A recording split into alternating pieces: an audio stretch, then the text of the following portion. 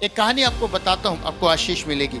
एक बार एक राजा हुआ और राजा को एक चीज मालूम पड़ी। राजा को मालूम पड़ा कि जो पड़ोसी राज्य है, जो बहुत बलवान है, वो हमारे ऊपर अटैक करने वाले हैं। और जैसे ही उसको ये मालूम हुआ, उसने जाकर अपने मंत्री से डिस्कस किया कि अब बताओ हम क्या करें, हम पर आक्रमण होने वाला है और वो तो बहुत बलशाली है, बहुत बड़ी सेना है और उसके योद्धा बहुत बड़े बड़े हैं। अब हम क्या करें बताओ। मंत्री ने कहा हम नहीं जीत पाएंगे, आप एक काम करो, आप हाथ पांव जोड़ लो, क्षमा मांग लो या जो भी करना है कर लो, हम जीत नहीं पाएंगे, उसकी सेना बहुत बड़ी है। राजा को हमेशा एक बात पता थी, उसके वहां पे एक फकीर रहा करता था और वो फकीर से हमेशा सलाह लिया करता था।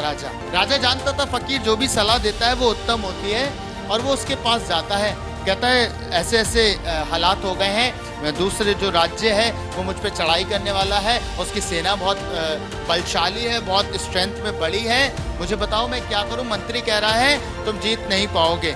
पता है फकीर ने क्या कहा?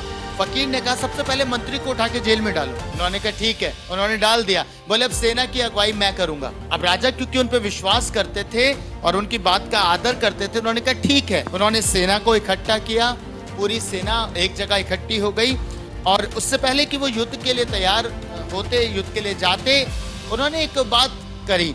फकीर बोले एक काम करता हूँ, मैं खुदा से पूछता हूँ कि खुदा की क्या मर्जी है। उन्होंने अपनी जेब से एक सिक्का निकाला। उन्होंने कहा अगर हेड आया तो हम जीत जाएंगे और अगर टेल आई तो हम हार जाएंगे। अब सबकी निगाहें उस सिक्के पे, उन्होंने उछाला, जब सिक्का आया तो हेड आ गया।